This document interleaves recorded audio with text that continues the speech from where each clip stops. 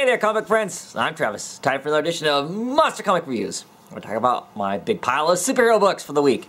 This is for the week of November the 5th, 2014. Apologize in advance for any sniffling or whatever that might go on. I'm battling a pretty not so terrific head cold. And so hopefully this will be either a truncated version of me talking about my books, or it will be a rambling version depending on when the cold medicine kicks in and how dopey I become along the way. So bear that in mind as we talk about these books. I may not know what I'm talking about at all, but enjoy, right? Because that's why we're here, talk some comics.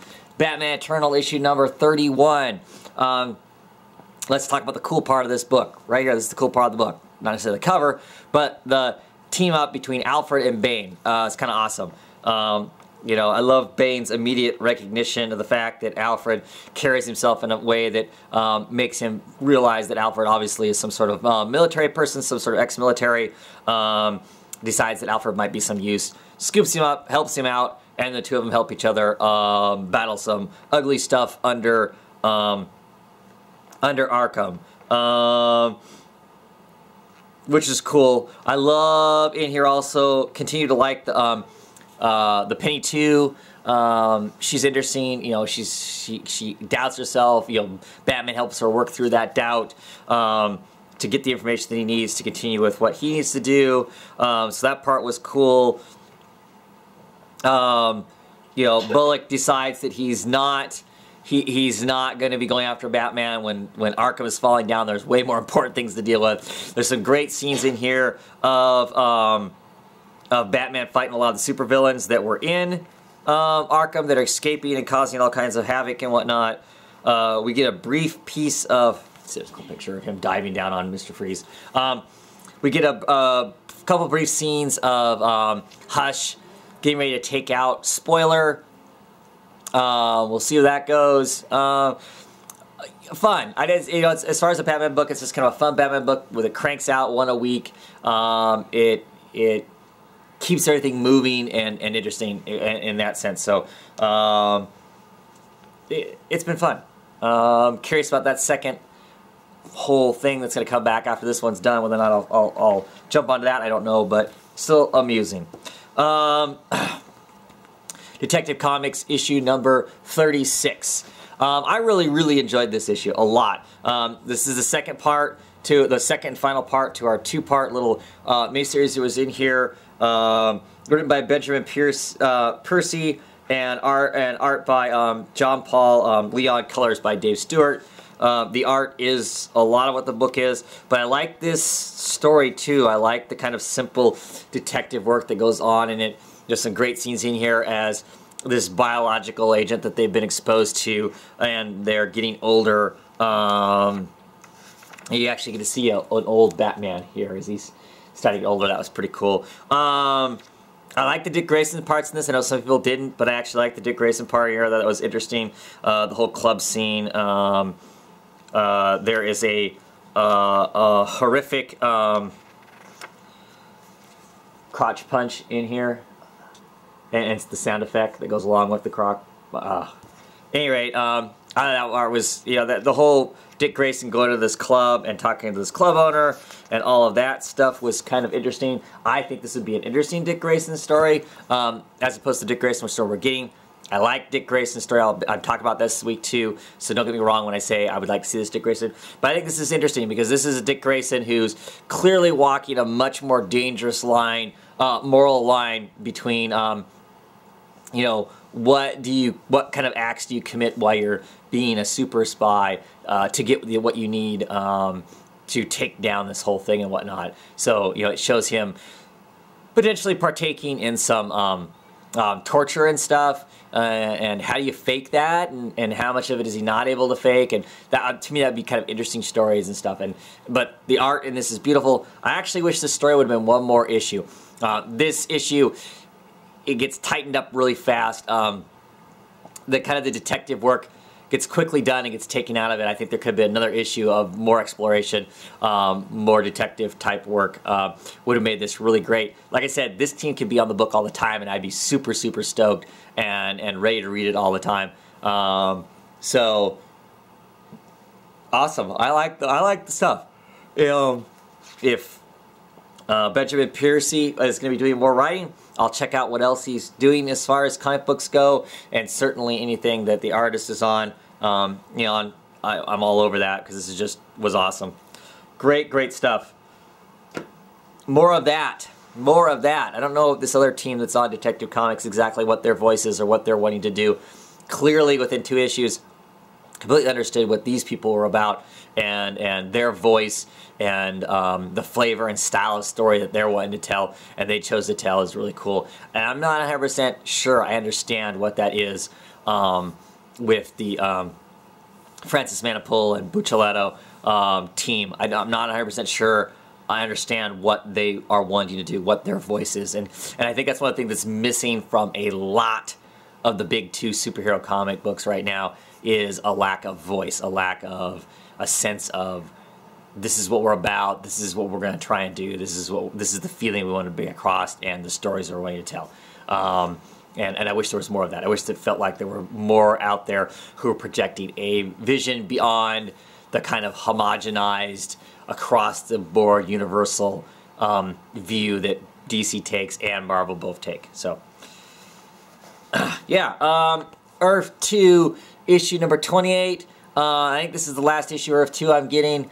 I have dropped it. I just can't remember if this is the last issue that's being sent to me or not. This issue basically addresses these the Furies of Earth 2, where they all came from, how they all came about. You know, somewhat interesting, but not really at the same time. My understanding is the weekly comic is addressing the same sort of thing, so I don't understand what the point is of all of that, why the 2 things are intermatched together and whatnot. Art was decent in this, and which is surprising because there are 1, 2, 3, 4, 5, 6 different artists on the book. 1 colorist, which is probably what makes the whole thing work and look universal, but otherwise, you know, different chunks for different parts as they gather up these different Furies and show us why they're Furies and, you know, what their goals or something are. But really not that interested in it because I know I'm dropping it because the weekly book has kind of sabotaged this book, it feels to me like. So, done both of it for now, I guess. Grayson, issue number 4. A very enjoyable issue. We get to see Dick Grayson feel like Dick Grayson almost through this entire thing. You know, we get some fun scenes of some of the young college girls chasing him through the night as he kind of takes them on a wild goose chase, which is all fun and stuff. The only thing about this that I don't really care for, I don't even mind the stuff with Midnighter in it. I like the stuff with this new Huntress. I just think she's awesome. She's really interesting. They set up a new personality for Dick. He has kind of been hidden up until this point. You know, the students don't know he exists. Now students know he exists because he exposed himself. Not in that way, but he did expose himself. So now they gave him an identity that he has to portray. He's going to be the acrobat instructor, which makes perfect sense because that's a lot of what Dick Grayson is, right? But not only is he an acrobat instructor, he is a French gay acrobat instructor. So that should be some fun going forward to see, you know, Dick Grayson have to project that. I'm assuming they force him into the gay thing. That's to keep the girls, I'm assuming, from oohing and ahhing over him because now he's suddenly unattainable. Which I think is ridiculous, really, because, I don't know, it never seems to, if girls are interested, girls are interested. I don't think it really matters. I mean, they may decide that he's not attainable anymore, but that does not going to keep them from, you know, eyeing him if he's going to keep walking around with a shirt on and whatnot, which there's plenty of that in here. Lots of eye candy if you like Dick Grayson without a shirt. Lots of that in this. But that's pretty funny. The art in this is incredible, of course, because Janin just does awesome art, some great coloring to go along with it. So it's a fun comic. The one thing I think is weird is, of course, last issue. This issue makes last issue feel even more meaningless in the sense that, you know, these other agents were killed. There's a brief you know, oh, if you need to talk to somebody, you can talk to this lady. You know, just remember that, you know, she eats people, or try not to forget that she eats people, and you should be able to have a decent conversation with her or whatever. I don't know, that part was strange. And I'm still confused by the whole, that they know who Dick Grayson is, and they know he was Nightwing. If these people are so hell-bent, if Spiral is hell-bent on finding out the identities of all the heroes and exposing them all in some sense or whatever, I don't understand why they would have Dick Grayson on their team. I mean, he obviously is potentially a really dangerous leak, if knowing that. So I don't understand. Or why they don't just lock him down and dope him up with some super serum of some sort that tricks him into telling them all who everybody's identity is. That part baffles me about that whole story. So, yeah, no. Gotham Academy issue number 2. I don't know. There's stuff I like about this thing. The stuff I like about it, the Gotham part of it, is the part I really like. This whole, you know, old family history of the Cobblepots, that part really has me kind of intrigued. That's the part I'm mostly interested in. I know we're supposed to care about Olive here. I think we're supposed to relate to her as being kind of the outcast of some sort, and so we're supposed to have sympathy for her in that sense, but she doesn't feel like that much of an outcast except for in her own head. You know, and granted, there's lots of people that ends up being they feel like they're an outcast, but in reality, they're really not that much of an outcast. But I don't know. So I don't know exactly how I feel completely about the thing. I'm interested to know what happened in the summer. I'm not sure I am enjoying the way they're teasing it out, though. I mean, I don't want to be told everything right off the bat. Don't get me wrong. But the way they're teasing out this whole she can't remember or she doesn't know, her phobia around bats, and a lot of that stuff, it feels like we should start to get some sense of what's going on sooner than later, or tease us in a different way that doesn't feel quite so irritating. Some other things that don't necessarily make sense in here, you know, if she has this boyfriend or ex-boyfriend, they didn't talk for the summer or whatever, you'd think there'd be some more awkwardness there. Besides her just going, ooh, I don't want to talk to him. Why hasn't he done anything? He's meaningless other than being a pretty tennis player. He seems to be pretty meaningless. Is he somebody who's important? I mean, his sister, Maps, is probably the funnest character in the whole book right now. You kind of get a sense of what her motivation is, you know, and everything. She seems to be much more solid and palatable type character than the other characters in it. So there's some iffiness in there. I'm going to keep reading the book for a while longer. I think there's some interesting stuff there that, like the Gotham part of it, I'm really interested in. I'm interested in that aspect of it. I'm curious to see if the book improves more as it goes along. This is some of Becky Cloonan's first real, big-time writing gig. I mean, she's written some of her own stuff where she's also using her own artwork, and so whatever writing pitfalls there might be, you kind of blindly don't pay attention to because of how wonderful the art is. Well, not that the art in this is bad, but it's not the same kind of a thing. So, curious, but not super excited about it. Justice League 3000 issue number 11. This is a transitional issue, basically. Kind of sets up our next thing. Was kind of surprised we still see Terry around. I figured that whole plot line was done. He's going to continue to be the nemesis. He has created the Injustice League, resurrected, screwed up versions of Bane, of Sinestro, of Zeus, of Mirror Master, and the big surprise, Lois Lane. Lois Lane hates the Justice League for some reason. That's going to be curious to find out exactly what the heck that's about and why that transpires.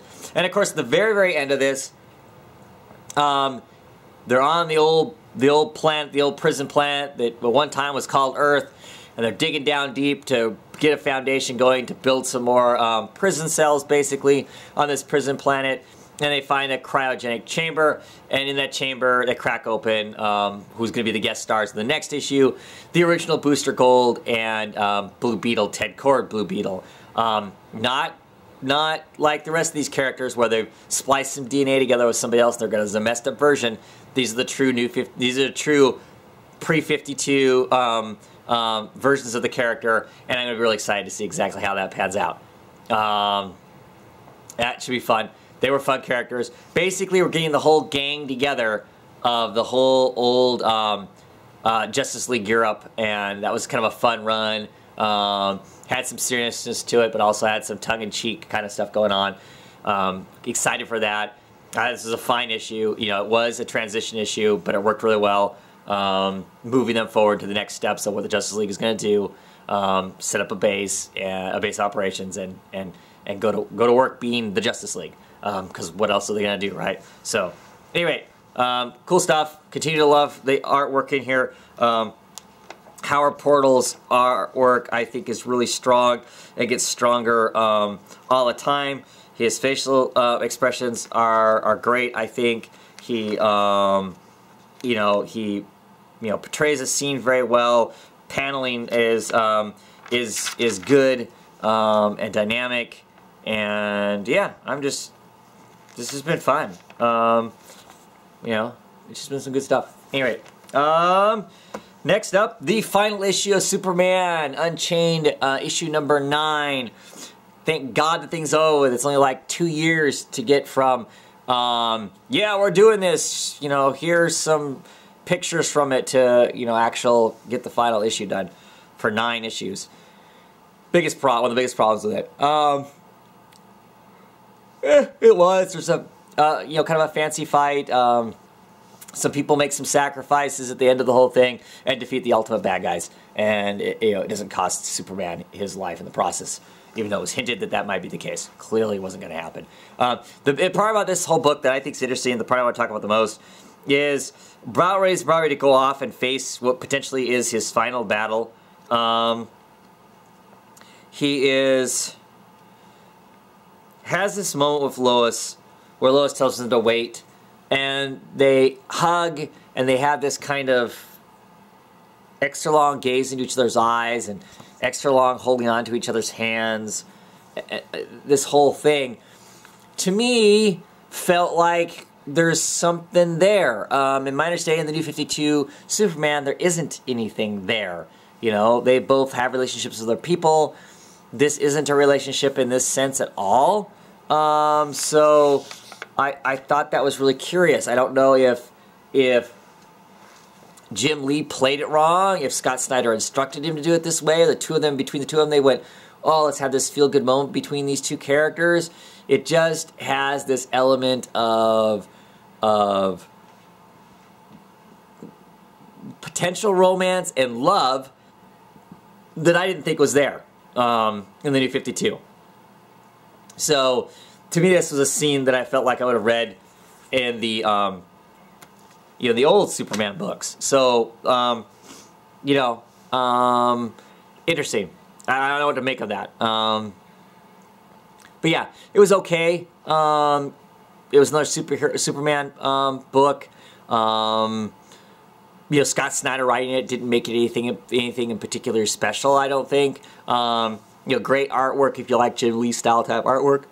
It was good as far as that goes. But yeah, whatever. Like I said, seemed pretty typical of a Superman book. So, finally this time, let's talk Swamp Thing, issue number 36.